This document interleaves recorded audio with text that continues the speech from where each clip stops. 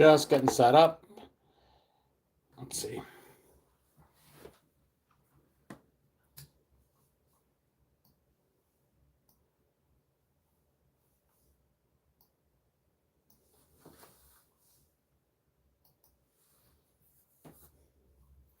All right, live on YouTube, waiting for some people to join in. Live video starting on Facebook, which has not been behaving. So here we go. We've got some people popping in. What's going on, Marianne? How are you, Joseph? Kristen, good to see you. Looking down. If you see me looking down, that's Facebook at work. Looks like Facebook is live. Looking good. Looks like everything's up and running. How is everybody? Welcome to the Sunday night Wonderful World of Generation X, our weekly attempt at just turning the clock back a little bit and going back to the 70s, the 80s, the 90s, the Gen X era we all grew up in, that a lot of us look back on pretty fondly, if I'm being honest. I see Deb German. How are you? You guys will see on Facebook, at least, I have created this week's Gen X challenge. I will say the top spot last week, I'm kind of shocked, went to me. And I don't know these questions any more than you guys do. I just got lucky and won the number one spot last week. And God knows I came in like 83rd the week before. So it can happen to everybody. But this week I did things a little differently. Those of you on YouTube, if you want to join in, I will post in the comments in a video after the live is over how to play. This week, we've got a code as well. So for those that aren't able to join in using a link, there's a code, but it's all 80s trivia. Not 60s, not 90s, not 70s. This week, for whatever reason, I wanted to go all in on the 80s. So it's live. It's a live challenge. Let's see how much you guys know about the 80s. So again, on Facebook, you'll see that it's pinned on the challenge. There's a link there. There's also a code. Don't forget to thumbs up and show your love for Geno, because us Gen Xers love our thumbs up, unlike Gen Z, who is a little bit intimidated by. Hi, Bob Weber. Good to see you. Hey, Doreen. Hey, Moira. Deb again. Hello. Hey, from Dallas, Texas. Could be good or bad is in terms of what? What's going on, Irish lover? Good to see you, Sheila. Hey, Siren. Kristen, I said hello once. I'll say it again. Donald, how are you? Yeah, the 80s, I think, is more our vibe. I love the 70s, but we'll give the 80s a shot. I wanted to mix it up a little bit. So I appreciate you guys playing. I'm having a blast with it. I hope you guys like it. I am sponsored by Trivia Crack. They do sponsor me. You guys playing the game does support me. I know that for Apple, it can be ad intensive, and I apologize for that. I'm having discussions with them on why that might be. But it's a free game. Otherwise, the ads support that. So I appreciate it. If you guys do like playing Trivia Crack, if you've played trivia before, give it a shot. It does help me out. Music challenge on Tuesdays is great, says Val. Yeah, that's all us. And that's our chat room vibe. But here's the deal for today. Hey, Timmy, good to see you. Hey, Joyce from San Antonio. Hey, Cindy from Florida. Just finished a video and published it, and it's around middle school dances back in the 80s. I have a middle schooler now, and she's in 7th grade, and we are August, September, almost a little over 2 months into the school year, and she had all of last year, 6th grade. I don't remember one middle school dance that she had. Do they still do them? Because I remember when I was a kid in the 80s, no worries, Dale, we just got started. I remember as a kid in the 80s, middle school dances were like a huge part of our socialization. And they weren't in any way formal. We called them record hops. They were really informal. Oh, Jill, thank you. No, that was a different one. Deb celebrating her 4-month anniversary on subscription. Thank you for that. I think that's what my alert was telling me. Anyway, they were just informal record hops, we called them. And a different club would sponsor the dance every single month. So it could be the AV club, or it could be drama club. So they would sponsor the dance. They would put up the posters announcing the dance. There'd be a teacher, hey, Ray, that would spin the music. It was no big deal. And the club got to keep the $1 or the $2 we paid to go to the dance. And we had these things every single month, it seemed. Cindy says she had a granddaughter that went to a couple last year.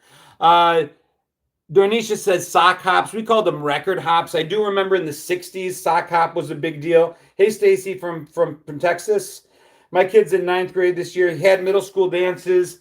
Hey, Monica from Buffalo. I'm not seeing it here, but our dances, it just got me thinking. I heard the song Faithfully come on my playlist the other day. And then maybe two or three songs later, Still Loving You from the Scorpions was on.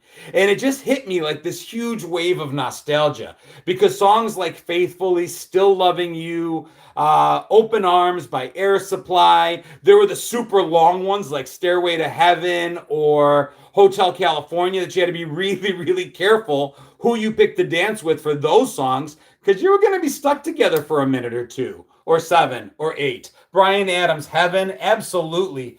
Hey, Kathy, Hysteria. And we had as many slow songs as fast songs, right? Like, oh my gosh, Right There Waiting. That's a great one. We had as many slow songs as fast songs. And even when my daughter did have dances, didn't seem like slow songs were something these kids enjoyed. It was always the up tempo songs. Whereas for us, I think the slow songs were almost as popular as the fast songs. Hey Gail, good to see you coming in from New Jersey. I teach high school. We have homecoming this week. Not even a third of the students came, said Suzette. Oh, Richard Marx was a big one. Yeah, homecoming, that's like a prerequisite one. Like, I think everyone has that. But that's what I mean by like the formal dances that are a big deal. And you're telling me that all the kids didn't even go to those. And that blows my mind. Becky says Faithfully was her favorite from Journey. And I think bands cater to that, right? Like a band for Scorpions or Wirehouse makes a really good Kiss with Beth. I think bands knew that we were having these dances. So even the rock bands, even the harder edged rock bands, Extreme and just different, would put out a ballad because they knew that we were listening and that we still loved those ballads almost as much as the harder rock or the disco or the pop or the up-tempo songs. And then on top of it, I talk about like the drama. There was serious next level drama at these little middle school dances. It wasn't really, you couldn't really call it a middle school dance if at any given moment there wasn't at least one girl out in the hallway crying her eyes out because a boy broke up with her or because he didn't dance with her and danced with another girl. There literally was always a girl out in the hallway crying. And then there would be like the delegation of friends going back and forth. The boy would be in the bleachers, in the gym, huddled around his friends. The girl would be out in the hallway next to the bathroom with her friends. And they would always send one of the Jennies back and forth, almost like it was some sort of UN delegation trying to come up with some kind of universal peace seminar, some sort of ceasefire. It was ridiculous. We learned so much about relationships back then. Irish has a very special episode of Saved by the Bell. But that's what it was kind of like. Think of all the things we had to navigate for these school dances. If we're going to ask someone to go, what we were going to wear, how we were going to get there, how we were going to get home. Because a ride wasn't something our parents guaranteed to us. Are we going to sit by the wall all day? Or are we going to actually get in there and dance? And I think part of the reason slow dances were so popular is they were easy. We just shuffled back and forth, and that was it. You had to decide what you were going to wear, how you were going to look, whether you would fit in. It was a ton of stuff we learned. My first kiss, I think, was probably at a middle school dance. It's a lot. The Bee Gees would have ushered in the 80s dance music. Yeah, I would say that's probably up there. 16 Candles couldn't make that movie without what we all experienced in high school and middle school dances. Bethany says my first kiss too. High school dances were the same way. The only difference I would say, Harry, by the high school dances is that at that point in time, we'd learned a lot already. Just a little different. Lisa, thank you for following on Facebook. Appreciate you. Never went to any school dances, Michelle. And that was the other thing. I was very conscious of the fact while I was making this video that a lot of people would say, well, I didn't go. Or some people would say I never went because there were. And that was part of it too, though, because then you had to learn to navigate. Okay, I'm going to school on Monday. We had a school on dance on Friday and I didn't go. So how did you navigate the fact that you were not there in that moment in time, that you didn't see it? Andrew says never went to the dances.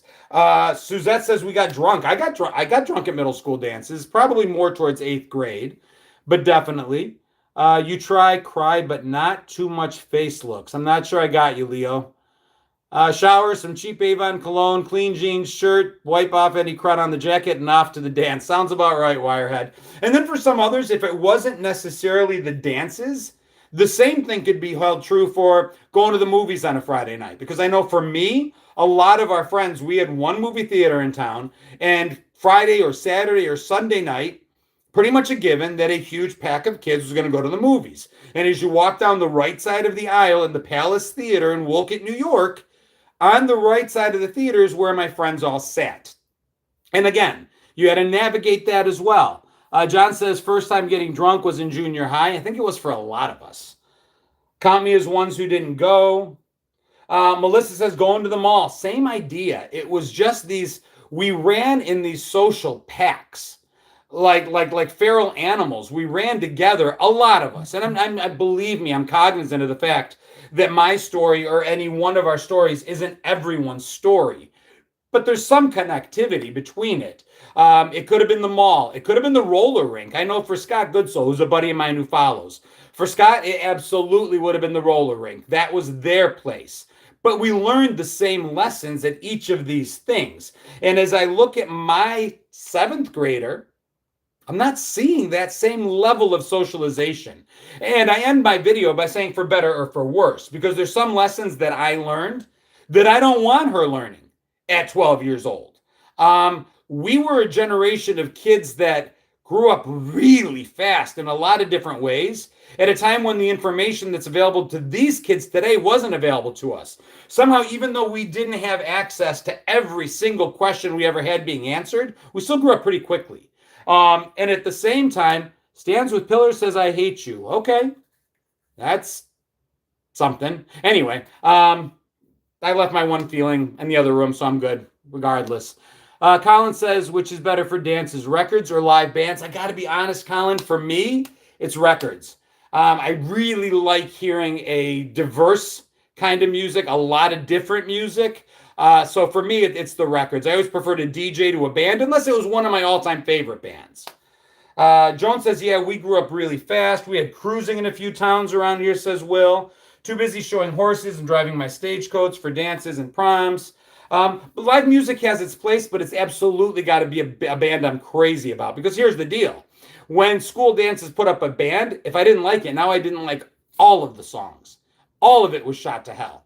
If they put on a record and I don't like the record, it's the one. So, a little different.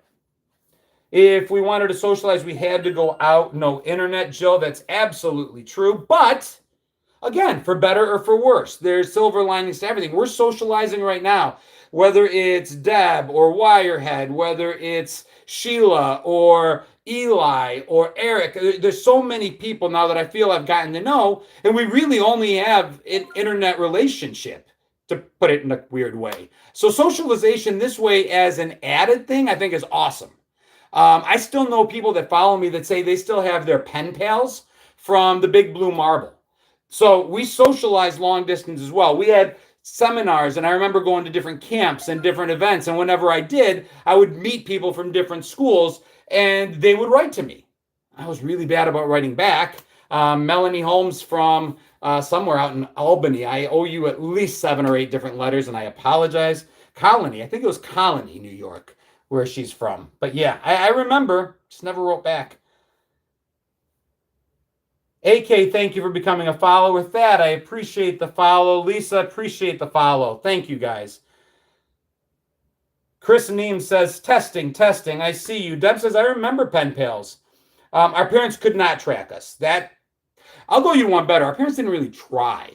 Parents' reins were a lot looser then. Parents' reins had to be looser. If I said I'm spending the night at Brian's house and I decided to go to a field somewhere and polish off a bottle of Mad Dog 2020, my mom, more often than not, she didn't plan my play dates. She certainly didn't have all of my friends' parents' phone numbers. It wasn't a thing. So if I said I was going there, she trusted me to be there, or realized I probably was lying part of the time and just figured that was part of growing up. We were all kind of fearless. I knew I'd get in trouble if I get caught, but I took the chance. Roxana, here's my distinction. I don't believe any Gen X kid was fearless. And I mean, granted, that's a huge generalization. I don't think most of us were fearless. I think our parents raised us with a whole lot of fear. I think we had a good amount of fear of consequence, fear of physical consequence, fear of embarrassment, fear of a lot of things. But just like we learned to live in the face of the Cold War and the fact that a lot of us as children really thought global nuclear annihilation was literally just days away, we learned to walk side by side with that fear in a way a lot of kids today might be doing in other segments of things. We just did things anyway. We acknowledged the fear, but just acknowledged it. We didn't not do things because of fear. We were very calculating. We took the consequence and measured it up against the fun, did these little computations in our head and decided, well, it's going to either be worth it or it's not. And if I get caught, at least I had fun doing it. At least that was my experience. Hey, Michael, coming in from Toronto, Ontario, Canada. Good to see you. Hey. Parties at home, BYOB. I never had a party at home. I can honestly say not one. Oh my gosh, I forgot to reply to my pen pal from first grade who has to marry her one day. I should let her know I'm married already. Yeah, I never had one party at my house. My parents, old school Greek immigrants. My mother could tell from the carpet pattern, the vacuum cleaner pattern that was left in the carpet, if somebody had been into the museum that we called the living room in my house. That was really only there in case the exiled Greek king ever decided to come visit us in my home in Woolcott, New York. Yeah, the house was not a party house. My mother had knickknacks on every surface known, like every flat surface in our home had something breakable and, according to her, priceless on it. So no parties. Hey, Clarence, good to see you. I remember growing up in the threat of World War III, but our teachers told us we lived in the blast zone, so we would die instantly. I didn't live to. I had one teacher that took an unnecessary amount of glee in stating that any place with a nuclear power plant was pretty much a given for an attack, and we wouldn't close. Never going to get the chance to see Zeppelin live, but I got to see Greta Van Vliet close enough, I guess. I've heard great things. Katie, hey, long time, how have you been? I'm doing well, Katie. How are you? We partied in the woods. Every Gen X crew that I know partied somewhere, whether it was a field somewhere or the woods somewhere or a dead-end street. For me growing up in Woolcott, New York, there's this thing called the Chimney Bluffs. You can look it up. It's amazing, actually. And the Bluffs is just on Lake Ontario, these natural sand formations, like little mountains that formed. And we would just go to any certain part of the Bluffs and just party down by the lake. That was it for us. Cindy says the parking lot. The other Cindy Buckner says the lake. Doreen, abandoned churchyards. I don't think I've heard that one before. Drive-in, bonfires. Oh, we had huge bonfires by the lake. And more often than not, it was only a matter of time till the state troopers, the police, found out where the parties were, and they'd come and they'd break them up. But so today I think something has to be done. If the police show up and there's minors drinking, something has to be done. There's the threat of litigation. There's the threat that the parents are like, hey, you saw my kid there, you didn't do anything, you let them go, and then they hurt themselves. So today things are done. There's that consequence. I don't know about you guys, but more often than not, we were just ushered on our way. The police would make note of who was there. Sometimes parents would get a talking to about it. Sometimes they wouldn't. I think it depended on a lot of different things. I think a lot of favoritism happened, whether you were considered a good kid or a troublemaker. I think in our day, that was a big deal. Your name meant something. Your reputation meant something. You could get away with more if you were considered a good kid. And fair or not fair, like so many other things, doesn't matter if it's fair or not fair. At least in my experience, that's the way it was. Kristen says we just outran the police department. A friend's dad took a garage down and he walked it to a field and rebuilt it as a clubhouse. Bob Weber, that is amazing. Jennifer says the police partied with us in the 80s. That's not my recollection. Deb says I miss Halloween and being little. I still love Halloween. More than happy to take suggestions for what I should dress up as this year. If you guys want to tag me in a post, if you want to go to my link tree and send me an email. If you want to just, I try to keep up with DMs, but it's almost a lost cause at this point. But yeah, still considering my Halloween costume. Sometimes we'd sit in the courthouse parking lot and watch the kids getting pulled over in front of us, basically hiding in plain sight. What's going on, Lloyd? Good to see you. Becky says I was a goody-goody. According to my friends, I would get double trouble with my parents. Deb's already decorated for Halloween. Priscilla says we didn't get caught for anything in Germany. Too many replications. Too many replications. Killer clown from outer space. I like it, Jamie. If you were a good kid or a jock, you could get away with anything. I was most certainly not a jock then. I am now, obviously. But yeah, not back then. But I was a good kid. I definitely was a good kid. In name, if nothing else. Mrs. Roper, like the link I sent you, I could probably pull up. I always joke that I'm Mr. Roper's age. I'm actually a year older than Mr. Roper was the year he started Three's Company. So there's always that. 2 more days till Halloween. My wife and I love Halloween. Hope you're on that day. It's Halloween this week. This year is on a Thursday. You had MD 2020. Have you ever had Night Train? I have not had Night Train, Colin. I've had people mention Night Train. And the other one starts with a C that I hear all the time, but I never had either of those. Got served at the bar by my high school class sponsor 2 months after graduation. Deb says, I'm older than Red Sanford. Hey, Jeremy Chambers, what's up, brother? We were held accountable, Launa. I think I'm saying your name right. Did you corn and egg houses? We toilet papered houses. We were pretty cognizant of the fact that, like, we didn't ever want to do Cisco. That was exactly it, Cindy. We didn't ever want to do something that was like vandalism. I mean, toilet paper, you can take it down and use it. I mean, big deal. During COVID, if kids wanted a toilet paper in my house, I would have invited it. At least I would have had some then. We egged each other. I remember having huge egg wars against each other. Been run over by the Night Train a few times. Have I tried Purple Passion? I've tried Purple Passion. Colt 45. Now, see, when it comes to beer and stuff like that, especially later on, like by my sophomore year, my parents actually bought a bar. So we had a restaurant in our small town, and directly next to our restaurant, all one building. For the longest time, we rented out as a bakery. But then the people that had the bakery decided to retire, and instead of renting it out again, my parents decided to put in a bar. So that would have been my sophomore year. Now, from that point moving forward, one of my chores, because my parents were obviously idiots, was to be given keys to the bar in order to go 2-3 times a week and just do like a deep cleaning of the bar. So I had access to any kind of beer, any kind of alcohol at will, and my parents most certainly didn't keep up with inventorying what's supposed to be there and not. So from that point on, I always did pretty well. Thunderbird, I think I have tried. I should send John a bottle of Irish Rose. They sell it at the corner store. Is Irish Rose kind of like the Bailey's looking thing? If it is, I've had it. I loved arcades as a kid.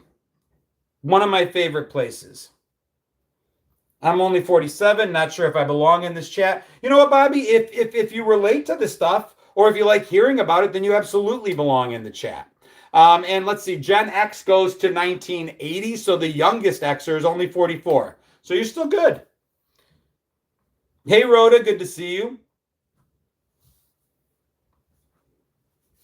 Thunderbird, definitely have tried. I remember going to the store. The thing with Thunderbird, with Mad Dog, those were what I ended up with when I didn't have access to stuff. So we would pay, I don't know, the word's inappropriate now, it's problematic, but we would pay a bum. There'd be a bum hanging out by the corner store, and we would say to him, hey, dude, here's $10. Can you go in and get me 3 bottles of Mad Dog, and you can keep the change? And that was good enough for him. So he would go in, he would buy at $1.99, 3 bottles of Mad Dog, 2 for $6, keep 4 in his pocket, and he was happy. I went to toilet paper an apartment of a friend, and his mom was on the front porch. She let me toilet paper his bedroom. That's awesome. Be 45 in 2 weeks. Happy birthday. More of a smoker than a drinker. Bobby, a lot of us. I finally kicked the smoking habit 4 years ago. It'll be 5 years in March. Deb says my friend's parents bought us booze. We all knew those friends who had those parents, right? The cool parents. I'll preface this by saying I promise you my parents were not cool parents. But my buddy Eddie, his parents were cool parents. My buddy Dan Britson, his parents were cooler parents. As long as we were the rule was I'd rather have you doing it in my house than doing it where I can't see you. And there's some logic to that. My parents basically subscribed to the theory that no, I said, no, you can't do it, so you won't do it. That didn't work out so well. But there were the cool parents that are like, no, I'm okay with you drinking at home. Give me the keys. I got you. And I know a couple friends' parents not only drank with the kids, they smoked with the kids. Maybe a level of cool too far for some, but that's the way it was. Anyone ever went to Corning? Tom, I grew up outside of Rochester, New York. So we used to we went to Corning as school field trips to see the Corning glass factory. February will make 4 years since I stopped smoking. It's an amazing thing that continues to pay dividends. I will look back at videos that not videos so much, pictures of me in 2018, 17, 16, before I quit smoking. And maybe it's delusion setting in because God knows that's possible. But I looked older then as a pack and a half a day smoker than I do now 6 years later. I mean, there is a rejuvenation that happens. Your body does heal. Just the skin alone, it's amazing what smoking did to my skin. Now, some people smoke and maybe the effects aren't the same, but Cindy says my parents were cool-ish. Dad was more into the weed. There were weird politics in the military, and Opal Jungle Juice party is okay, but if you buy a 24-pack, you got threatened. I always thought that it always bothered me that somebody in the military at 18 wasn't allowed to drink. That always bothered me. I always thought there should have been an exception on base or something that you could show an ID that shows you're 21, or you can show a military ID that shows you're 18, but you're in the service. And I think you should be allowed to drink. That's just my personal opinion. YouTube is blurry. Maybe it's just the camera. Let me see if I can. I'm just going to clean it with my shirt, but I don't think it'll reach without flashing all of you my boobs. I don't think any of you want to see that. And if you do, I'm still not doing it. Give me a second. If YouTube is blurry, it's usually because the camera is cloudy. I'm still here. Give me 1 second. I will use this Columbia House t-shirt. Columbia House, life lessons in music and debt collection. Available on the GenX Jono store on Redbubble. Just Google search GenX Jono Redbubble for this and any merch. Also available in my link tree. All right, if it was the camera, that'll take care of that. I think it's funny, new kids trying Everclear for the first time. Listen, they have everything available under the sun at their fingertips. They can know very easily what I want this shirt. You know where to get it. Makes great Christmas gifts. I gotta do a video on that using the old makes great Christmas gifts from what was it? The Ronco commercials. Still pixelated, Sheila. I'm not sure why. Just could be the connection. Jono gone wild. That would be something. Internet connection saying strong. I apologize. Hopefully it rectifies itself. How's YouTube looking, guys? Or I'm sorry, Facebook. Still owe the money, we all do. That's the debt collection portion of the t-shirt. Glad it's on Redbubble. I'm in UK. Makes it easy to get your stuff. That's a big part of why I chose Redbubble, actually. Their splits aren't great, but they deliver to so many places. And my merchandise was more about kind of building a community. My dream, my thought, my hope was that somebody would be walking down in one of my shirts and then somebody else would see and like, oh my God, I follow him too. And that's kind of what I was hoping. Hey, Topher Scott, does Columbia House still exist?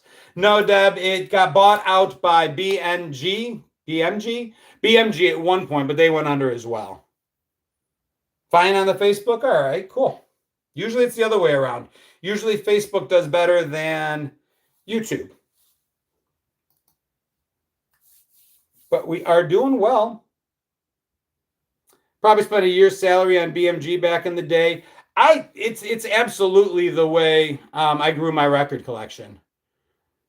Bro, gone wild would make me thousands. Yeah, no, not so much.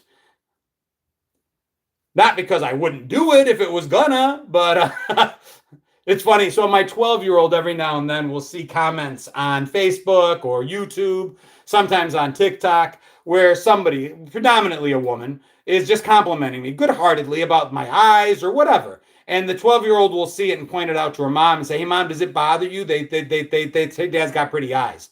And my wife will say he does have pretty eyes, but given enough money, my wife would sell me into wife slavery. So Gone Wild, OnlyFans. Yeah, if I thought I could make a go of it, I'm not too proud, but those years have passed me by.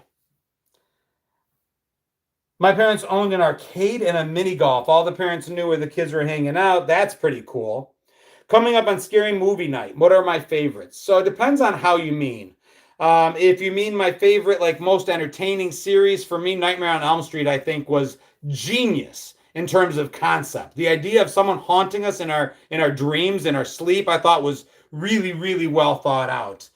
The character of Freddy was just incredibly well done, funny and scary both at the same time. So definitely one of my favorites there.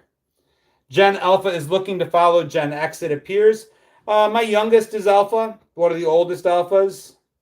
I don't know. I don't know that anyone can follow us because we grew up in a world that doesn't exist anymore.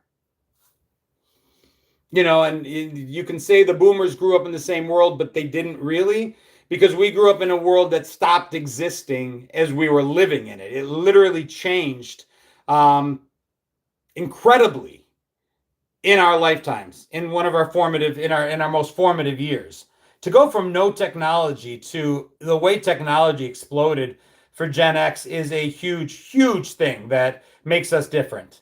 Lloyd, thank you for sharing the live. Angela, I appreciate you following. Renee, I appreciate you following. Doreen, Rika, Bibby, thank you so much for subscribing on Facebook. I appreciate you so much.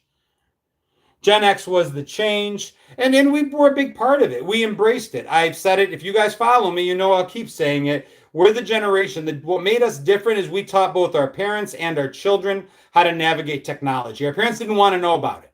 You do it. You set that. You want a VCR? Fine. Bring a VCR in the house. I'm not going to work it. You work it. And to this day, if the internet goes down in my house, my kids, everyone's like, Dad, can you check what's going on? I have to fix it. And then we had other scary movies like The Exorcist, which were one-offs. Amityville Horror scared the hell out of me. Poltergeist scared the hell out of me. But the other thing about Xers, I'm finding that this is a commonality. Not everybody. Nothing I say is about everybody. But a lot of us read a lot. We were readers. I read, and the stuff we chose to read, whether it was Stephen King, whether it was Peter Straub and ghost stories, whether it was V.C. Andrews, Judy Blume, we read stuff that really was maybe not necessarily age appropriate. And the reason I mention that at all is it was the books that scared me more than any movie. Staying up at night alone. Like, I'm just like, Mom, I'm just going to read for about 20 minutes. It's like, okay.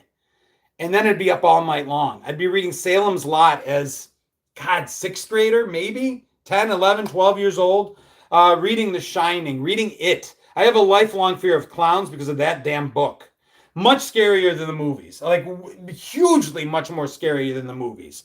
It's just my imagination. I know it's cliche, but the images that I put out in my mind could not be matched by the technology of the time for sure. But it was scarier in my head. Judy Blume wrote some age-appropriate books, like the Fudge books, absolutely. And even, and it was age-appropriate. Even her non-age-appropriate stuff that we were reading, and the girls were reading, boys that I know didn't really read them, but girls were reading it in elementary school. And that, to read Wifey, I think, was the one that was really bad. Are You There, God? It's Me, Margaret. That one had some iffy stuff in there. But again, we were older as kids than kids are today. Belinda, that's incredible. Pet Sematary was scary as hell because it broke one of the number one rules in horror. I think two, actually. You never kill the kid and you never kill the pets. Pet Sematary did both. Sadly, technology is depriving kids of a technology has the ability to inspire imagination. I use technology by the minute, daily, and it's inspired. I'm more, at least I hope, I'm more imaginative than I've been in years because I'm constantly thinking of different ways to use technology to allow me to connect with people. Old Yeller beat the Pets rule, I think. Old Yeller beat the hell out of the Pets rule, Wirehead. R.L. Stein and Christopher Pike, I read them both. Still can't get past her head spinning scene. See, The Exorcist, the movie, didn't scare me. It didn't land. It didn't feel real. I was never into scary movies. I didn't see a whole lot of movies, says David Cox. Deb loves books as well. Topher Scott says Pet Cemetery is badass. Eli, I think I agree with you. Technology is not the problem. It's kids allowing technology to make them lazy. We live in an era where everybody can have instant access to everything. And sometimes, and I think this is where alpha does mimic us a little, is alphas were born into this technology. They didn't migrate to it. It's been here since the very instant that they were born. They're not as enamored by it. Even Gen Z saw a huge change in technology, right? Saw smartphone technology really pivot and change in their lifetime. Saw the birth of CGI and AI and all this stuff. And so they were enamored by it. What's the next shiny object? iPhone 8 became 9, became 10, became 11, became 12. Well, 12 to 13 to 14 to 15, aside from maybe size changes, not much. So I think alphas like been there, done that. At least my alphas, the kids in my neighborhood, really want to get their hands dirty. They want to be outside. They want to be playing. They don't want to watch a VR version of play. They want to go outside and get dirty. Again, in my experience. Anyone watch The Entity? True story. I saw it at 8. I didn't. Texas Chainsaw Massacre. Good one.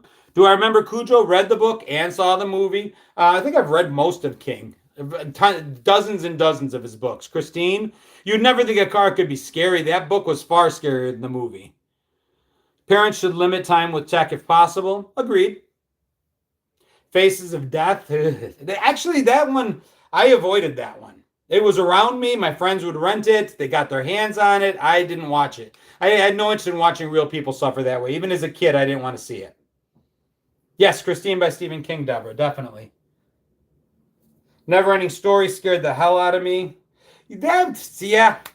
Again, there's intentional scary and unintentional scary. And for me as a kid, if I'm talking about what really got me in my formative years, the unintentional scary bothered me more. The witch in Wizard of Oz scared the shit out of me. When she threw fire at Scarecrow, it traumatized me.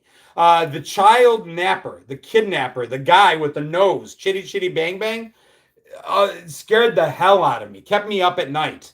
That one bothered me. Those unintentional children's stories really weren't supposed to traumatize us. I had friends that were literally traumatized or figuratively traumatized by the Oompa Loompas. Things that weren't meant to really scare us did. Stephen King, Clive Barker. My mom never let me watch The Wizard of Oz. It was evil. It was one of my favorite things. Labyrinth, Bird Things. Agreed, Amanda. Yeah, the kid catcher was next level, because I mean that the guy's job was to go out there and grab children and take him from their parents, luring them with candy. I mean, I just remember watching the scene where he's coming into the window and the kids are just coming out of hiding, and just as a kid you're like, don't do it. What are you doing? Go back, hide. Your parents told you not to do this. And yet, Flying Monkeys got a lot of people. Agreed, Joan. Tom Lord brings up the birds. Birds are freaky anyway. Flying Monkeys. Hocus Pocus. Favorite. Creepshow. They should make a movie of Grimm's Fairy Tales, original stories. Yeah, the originals were pretty traumatic. Princess Bride. My name is Inigo Montoya. You killed my father. Prepare to die. Benny Hill. Benny Hill in that movie was disturbing. Oh, I forgot. Yeah, Benny Hill was in Chitty Chitty Bang Bang. Here's some trivia you can share with your friends. Do you guys know who wrote the book? Because there was an actual book, Chitty Chitty Bang Bang, that preceded the movie we all saw year after year. Our gen had the greatest Transformer movies. Great cartoon, too, Topher. Agreed, Corey. All right, who wrote, no Googling, Chitty Chitty Bang Bang? Inigo Montoya should be Halloween costume. I like it, Wirehead. Not seen it yet. There we go. Kristen Elms is the first to say it. Ian Fleming wrote it. So yeah, Ian Fleming wrote Chitty Chitty Bang Bang. And if you know anything about Ian Fleming, he also wrote, there it is. I see Kimberly has it as well. He also wrote the James Bond books. So that's just a little bit of trivia that the same person that wrote James Bond somehow is responsible for writing Chitty Chitty Bang Bang. Not seeing a connection there. It's kind of weird to me, but I like it. So I shared it.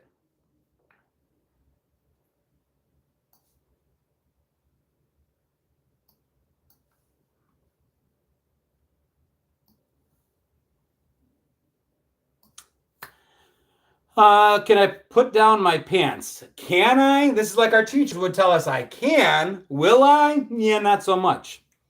But thank you, Leanne. Yep, exactly, Kimberly James Bond. The movie Secret of Nim scared me. Connection is in the gadgets. Oh, that's true. Very true. I like that. I wouldn't have put that together on my own. Both movies and stories are British. That as well. Chitty Chitty Bang Bang, a Disney movie? It was. It started out as a book. And I don't even know if Disney produced it. I'm pretty sure they probably did. Kind of feels that way. I don't remember the Garbage Pail movies, Will. That was probably a little later, though, so I probably missed it. Michelle McDaniel, thank you so much for contributing to the page. Thank you for your support. I truly, truly appreciate you. I'm going as a Devo fan for Halloween, the year with the official Red Energy Dome hat. So I'm going to put out a post soon. October 1st is when I usually do it, asking to see your Halloween costumes that you might have pictures of as kids, and I will share those with the group in different videos. They were some of my favorite videos last year. Just crazy what we all left the house wearing. Going as a pink lady. I like it, Katie. Raw local honey. Oh, Land of the Lost Slee Stacks. That's a common fear, Priscilla. That got a lot of us. I don't know. You know what? So Collegeville, or I think it's Ben Cooper. Those are the two. So the costumes we all remember, with the plastic masks and the tiny little slit with your mouth that would cut your tongue to ribbons, and the two nose holes that you just basically steamed up your entire face, or your glasses if you were like me and had to wear them under the mask. Those costumes with the vinyl plastic, they're back, and they make adult sizes for some of them. I'm thinking of doing that just so that I can put one of those costumes on again. I think it'd be fun to wear plastic. The smell of those, that mask was god awful and probably toxic because everything was. So Chitty Chitty Bang Bang was released by MGM. So there's that. Not a Disney. But didn't Wizard of Oz also get released by MGM? Yesterday you said Sandlot was your favorite 80s kid movie. So would the Bad News Bears be your best 70s kid movie? So Sandlot was my favorite 90s kid movie that acted like an 80s kid movie, but it was released in the 90s. Bad News Bears is probably my second favorite 70s kid movie. My favorite, don't know why, I just really loved it. It really sparked me on imagination and had me playing things. As it was Escape to Witch Mountain, or Escape from Witch Mountain, Escape to Witch Mountain. There was a sequel. I loved that as a kid. I absolutely loved that movie. I remember playing the harmonica and pretending I had powers. That was probably my favorite 70s kids movie.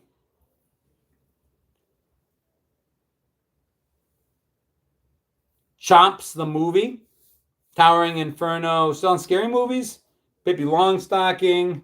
Pippi Longstocking, that was a book first? No? Yeah, maybe? I like that, Shelley. I saw that. Made It Again with The Rock. Yeah, I didn't see the new version. Sometimes I like new versions, a lot of times, most of the time. I'm a big fan of revisiting an old movie. I'm okay with the next chapter. I don't mind that. Maverick did a pretty good job of that, saying, okay, your original movie that you all loved, still completely intact. We've changed nothing. That part of the story remains. If you don't want to read the next chapter, if you don't want to see the next book, if you don't want to see the sequel, don't. Your movie's intact. But when you take the same cast and maybe add players, I'm fine with that, but revisit the story and move it forward, I'm kind of okay with that. I don't like redoing Roadhouse. The rights to Ghost have been purchased, and they're trying to find a way to remake Ghost. I don't like that. Don't remake it. Come up with your own stories. Don't remake it. Leave it alone. At least not in our lifetime. Once we're all dead, have at it. Stick baby in the corner if you want. I'm okay with it if I'm gone. Just not while we're here. Another Labyrinth, I don't see the point. Again, unless it's moving it forward.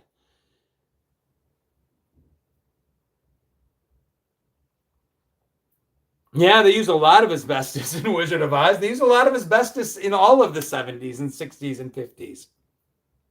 Yeah, I think Matlock was just released today or tomorrow. It's Kathy Bates as Matlock, which I'm praying she's like a descendant of the original Matlock. And again, that they're not rewriting. Not that I was a huge Matlock fan, but I don't see the point of erasing what we had. Leave it alone. Add to it if you want.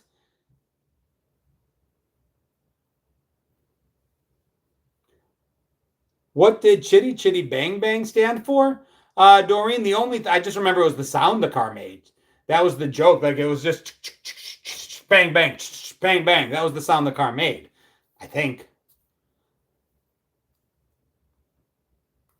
Whoa.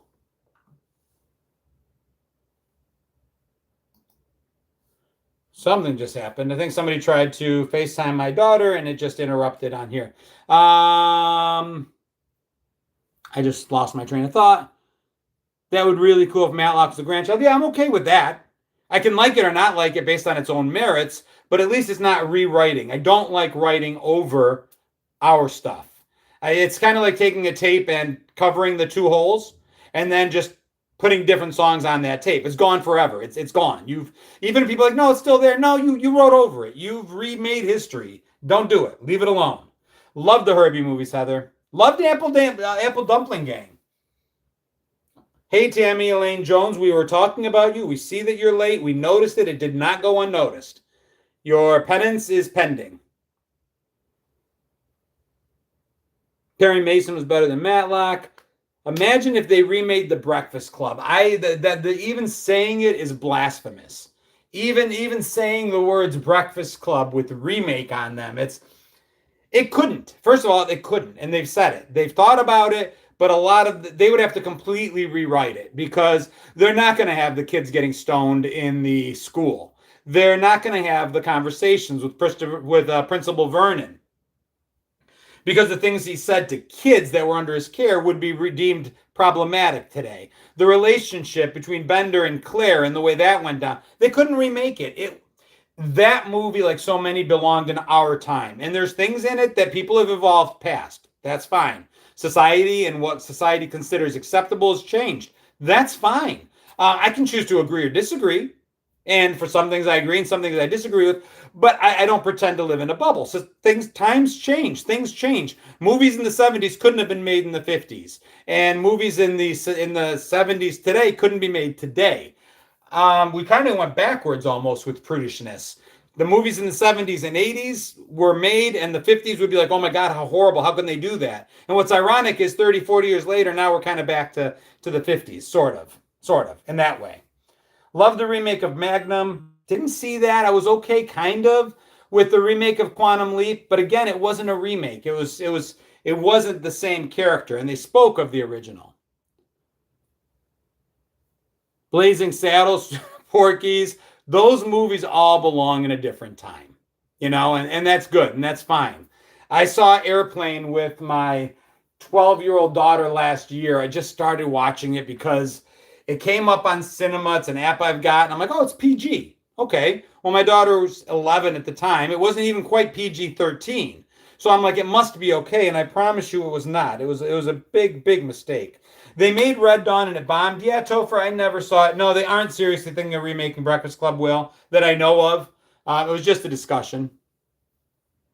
Surely I can't be serious. I can be, and don't call me Shirley. Porky's would have go over now? Yeah, no, not even a little. And I mean, think about it. Why wouldn't it go over? Because it was almost acceptable. There was consequence for their action, but the boys drilling a hole and staring into a girl's locker room and doing what they did, obviously, it's not in any way appropriate, but it was a trope at the time. It wasn't the first movie that had boys peeping on girls. That was a common theme, and we laughed at it. But I think part of us, I mean, I never did it in school, and I don't know anybody else that did either. So I think it was just we were able to separate comedy from reality.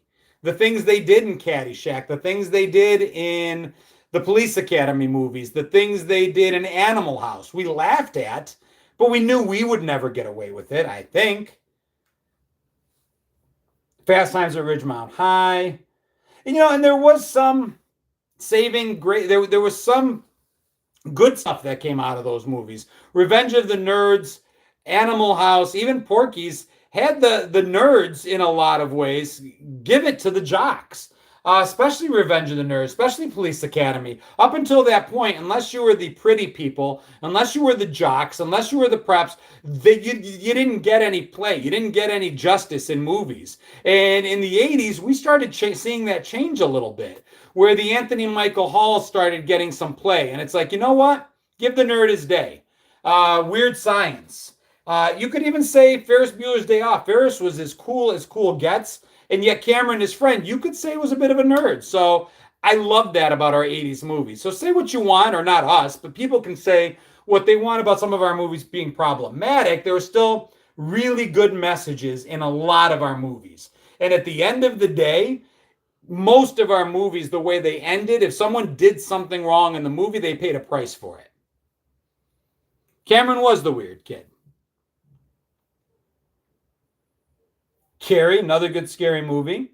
Yeah, there was a lot of sex in our movies, no doubt. I wonder what a remake of Mommy Dearest would be like. I don't know. We also had a sense of humor, and still do, and our humor tends to run a little on the dark side. Our humor tends to run a little on the inappropriate side. We've talked about it on our lives before.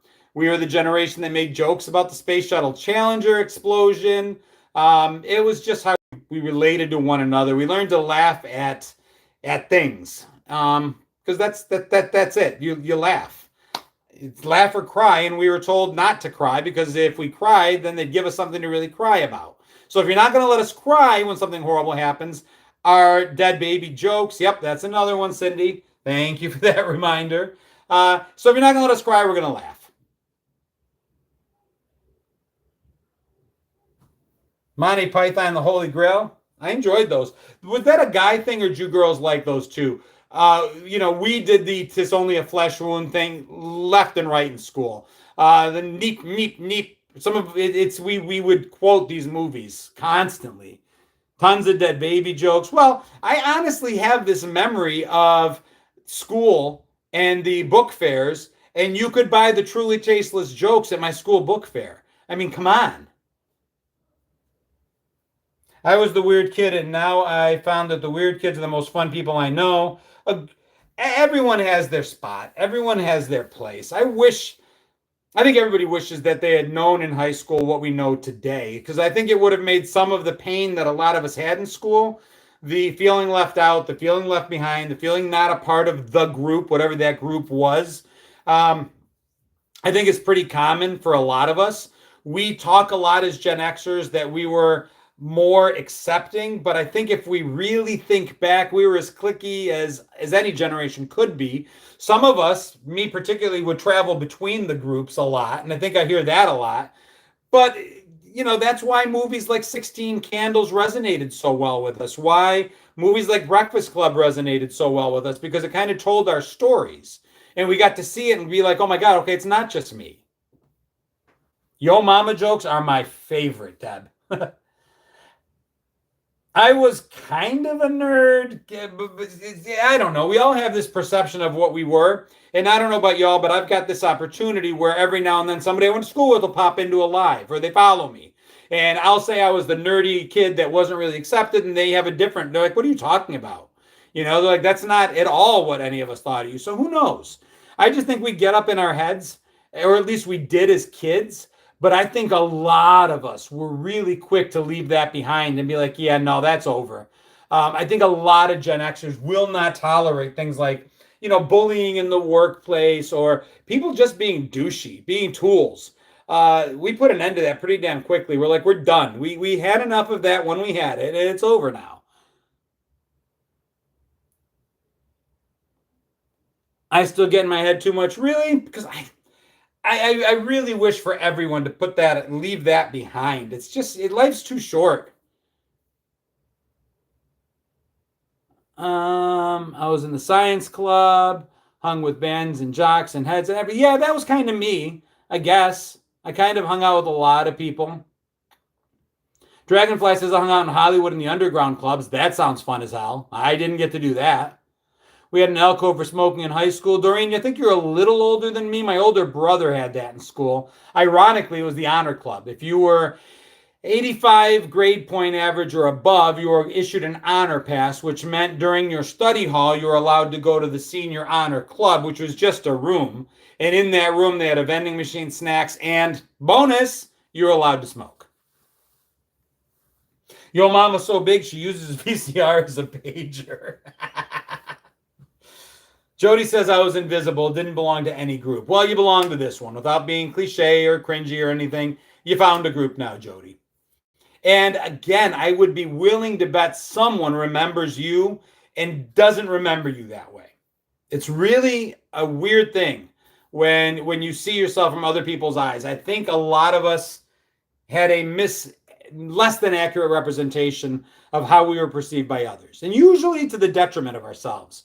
Usually we are about, or we're about, as negative on ourselves as anyone could be. Hacky sack circle. I was horrible at hacky sack. Always wanted to be good at it. Your mom was so short. She went hand gliding on a Dorito. Keep them coming, Topher. Michelle Yadi here. I didn't see the goodbye, but I'm seeing people saying see you. So if you are heading out, thank you, honey. I'll see you maybe on Tuesday. Told my son the best part of the mama joke, so there was no reason to fight about it. Oh, that you had the best mama jokes. My school smoking area had permission to, I don't think we had parents' permission at the time, because especially if you were 18, you didn't legally need it.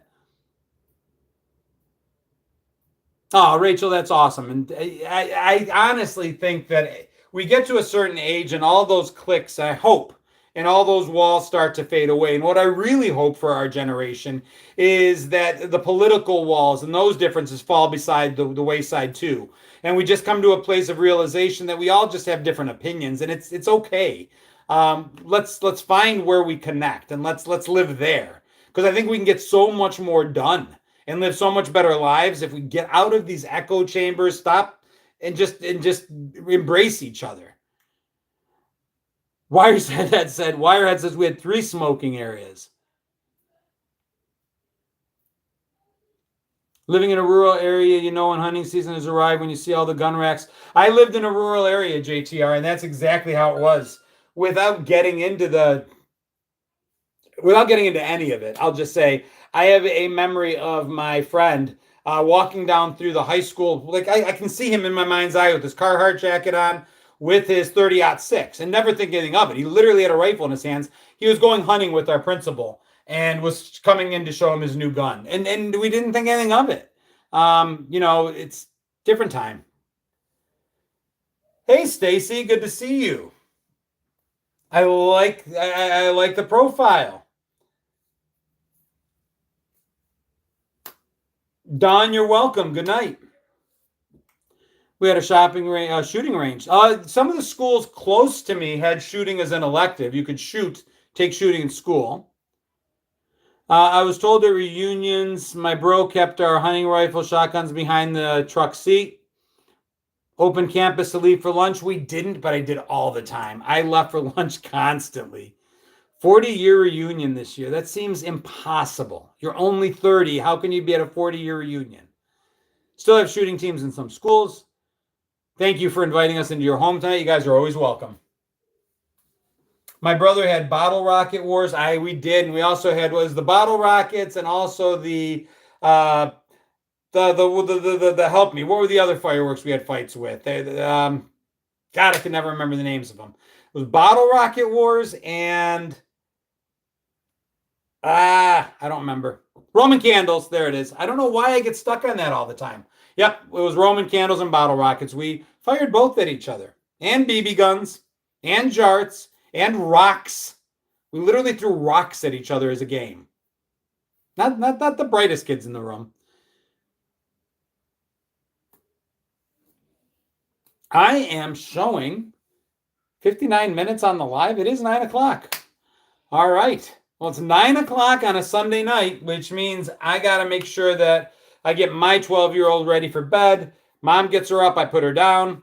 My favorite part of my day. So I am going to cut us short. I want to thank you guys as always. I do want to remind the people on Facebook that there is a link which shows the trivia code and the link to this week's Trivia Crack Challenge. I hope once I get off, I'll see a lot of you guys playing. We'll see how you do. It's 80s only this week. So 3 days. Tonight, Monday night, Tuesday into Wednesday. 3 days, 3 rounds.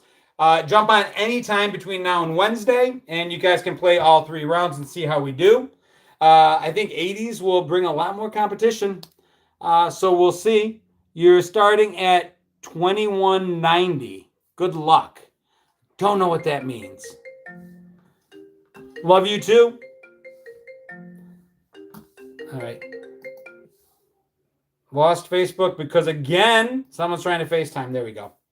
I do want to do some shout outs. Number one, to those of you on YouTube who have joined in our Gen X Avengers or Honorary X-Men, thank you so much for that. I appreciate it. I see you guys. I can see you by the color designation in your names and your badges, and I truly appreciate the connection. Same for my subscribers on Facebook. We got a couple today. Thank you so much. Again, I appreciate it.